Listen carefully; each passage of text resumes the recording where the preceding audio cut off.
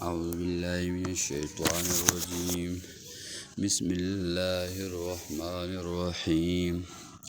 يوم ندعو كل أناس بإمامهم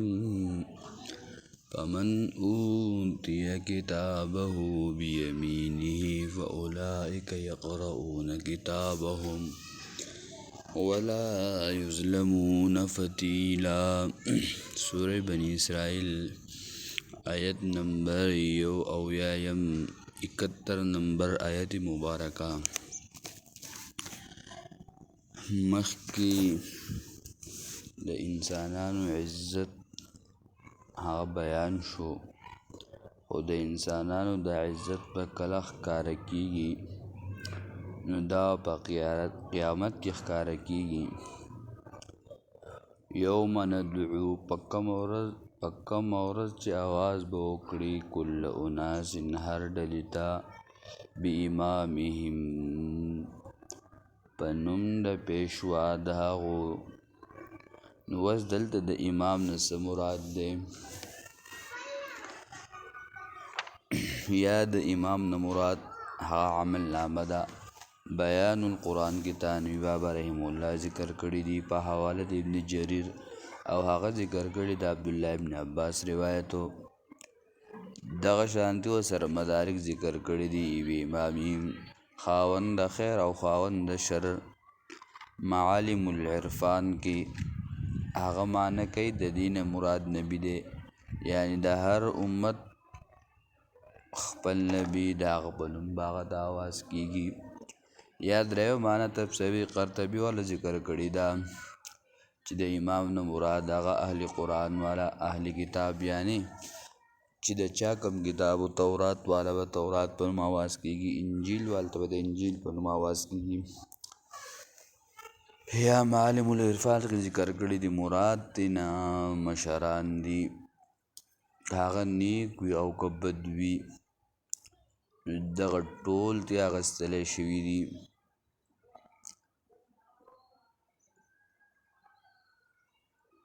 یا مراد د دینا هغه مشران یا نیکان او که بدان دي. یا د امام نه مراد هغه کتاب نوم لکه سوره یاسین کې 12 نمبر آیات کې، یا د کتاب په معنی سوره جاسیه 50 سپاره 28 نمبر آیت کې راغلی دي. دغه شانتی سوره هود آیت نمبر 98 کې دا خبره ذکر شوی ده، او سوره بقره کې هم ذکر شوی ده. د نبی په نوم لکه ابراهیم علیه السلام متعلق راځي. یا عمل نامه نو بیا د سوره حق آیت نمبر 19 نواله تر آیت نمبر 25 پورې دا خبر ذکر شوی ده، او علما ذکر کوي د دین مراد هغه عمل نامه هم ډیره برا خبر صحیح راځي. یا د دې علماو ذکر کړی دي یا په امام به معنی د پیشوا، یا د نبی، یا د عمل نامه، یا د عمل، یا د کتاب مراد تینا تابعداري. فمن اوتی کتابه بیمینه، او رشد القرآن والا ذکر کړی دی د دین مراد هغه سیکولر جماعتونه د هغې مشران نن چې کم خلک په هغې بسې روان شوی دی، او دا ټول صحیح دا په غلطه دي،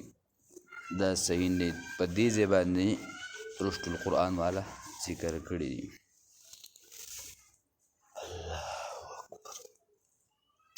فاما من اوتی کتابه بیمینه، نو هغه څوک چې ورکړی شي هغه د عمل نامه د هغه بیمینه په ښی لاس کې، فاولئک یقرؤون کتابهم، دا خلق بلولي عمل نامه خپله، ولا یظلمون فتیلا، ظلم به نه کېږي په دوی باندې په قدر د تار د هډوکي د کجوري. یعنی چې دوی د عمل نامه ورکړی شي نو فاولئک یقرؤون کتابهم، دا خلق به د خپل عمل، یعنی دوی به د خپل عمل نامه ولولي، او هر چا ته به چې راشه زما د عمل نامه وګوره او زما د عمل نه داسې ده نو چا ته په ښی لاس باندې میلاو شي او بل خپل عملنامه لولي او هر چا ته به یې ښی خوشحاله او دغه شانتې په ګس لاس د عملنامه سوره انشقاق کې ذکر کړي اما من اوتیه کتابه وراء ظهره ده ته به عملنامه د شا نه ورکړی شي یعنې د شا نه به سوری وشي او د لاس په را دنده کړی شي او ده ته به عملنامه میلاو شي او دی به بیا وایي چې بس دلته ما ته د سراړو د عملنامه میلاو شوی نه وی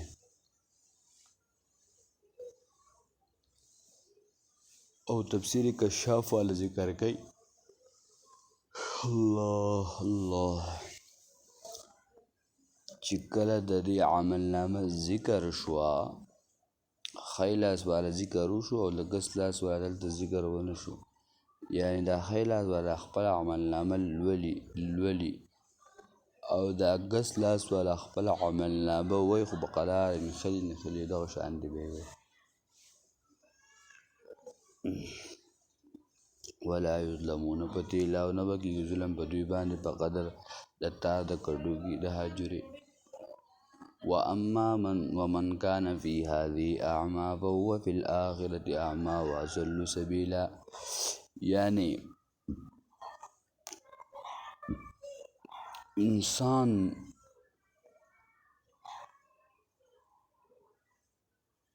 به عمل کوي په ده باندې به ظلم نه کېږي په آخرت کې د انسان عمل کړی ده ته به د هغې بدله میلاویږي بلکې داسې نه شي کېدی دلته ګناه کړی دلته عمل نیک کړی هلته پسې ګناه لیکلی شوي ده به داسې ویل چې یو ځای به دا عمل کړی به وي ګناهونه به یې کړي هغه ګناهونه به الله پاک معاف کړي یا دا یو سړی عمل وکړي خو هغه عمل دې په څه وجه باندې ختم شي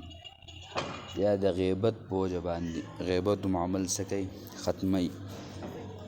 یا د سنتو عمل د هغې خلاف د سنت خلاف عمل کول یعنې بدعات کول نو سوره کهف اخر کې راځي چې د دې انسان دی تاوان والا دی دې مثال داسې دی لکه یو سړی دوکاندار له کوټو روپۍ ورکړي په دې باندې ما له څیز نو دا مثال یې څه دی د هغه کوټو پیسو دی هغه لکه په دې باندې څه شی نه کېږي وایي ځه نو دی وایي نه بس ما دغه شانتې په بدعاتو باندې چا د ثواب او اجر نه میلاویږي کانا او هغه څوک چې په دنیا کې اعمى ړوند به هو فی الآخرة نو هغه په آخرت کې هم ړوند وي واضل سبیلا او زیات بې لارې به وي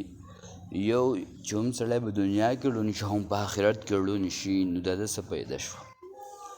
مطلب دلته دا دی چې د دې ړوند نه مراد هغه د زړه ړوند دی د زړه ړوند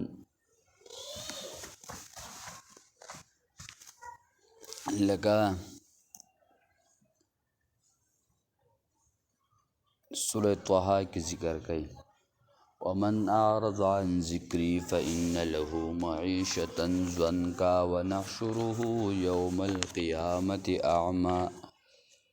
وایي چا چې زما د کتاب نه مخ واړو نو موږ به دا ژوند تنګ او لنډ کړو ونحشره یوم القیامة أعمى او راپورته به کړو دی په ورځ د قیامت ړوند قال وای بده ربی اے رب زما لما حشرتنی اعمى ولی راپورته کړه تا مال را اعمالن وقد كنت بصيرا وحال داد چې زوم لیدونکې قال وبوی الله تعالی كذلك دغسدا اتتك آیاتنا فنسیتها راغلیو تا ته آیاتونه زمونږه نو هېر کړیو ته هغې لره وکذلک اليوم تنسا دارنګې ونن ته به هېر کړی شي نو دغه شانتې دلته هم دغه ذکر دی چې دلته د سترګو ړوندوالی نه دی بلکې د زړه ړوندوالی مراد دی خو قیامت ورځ 50,000 کال ورځ ده نو بعض ځایونو کې به دی ړوند او بعض کې به لیدونکی چې کله د قبر نه راپاڅي وي دی به لیدونکی او چې کوم ځای خوشحالۍ هغه به نه ویني او چې کوم ځای سختۍ تکالیف مصیبتونه هغه به ویني او هغه به یې بغې ته راځي. مراد دا دی او دغه معنی کړې ده بخاري کې چې اعمال بې دلیله تلل. یو قرآن او سنت د دې دلیل ویلی کېږي، یو د مفتي او د ملا او د هغې قول دی، هغې ته ویلی کېږي تایید. نو دلیل ابا قرآن او سنت او بیا به په دې باندې اقوال د علماو یعنی په هغې سره به دغه نیول کېږي دلیل نه بلکې دا تایید دی او چې دې علماو دا خبره هغه ذکر کړې ده. فمن کان فی هذه اعمی او هغه څوک چې وي په دنیا کې ړوند فهو فی الآخرة نو هغه په آخرت کې هم ړوند وي واضل سبیلا زیات بې لارې به وي. نو دا د سورې قاف او سورې مریم کې چې کوم آیتونه راغلي د هغې سره مشابه نه شو. مراد د دې نه څه شو چې دا به د آخرت ړوند نه وي بلکې د زړه ړوند دي مراد.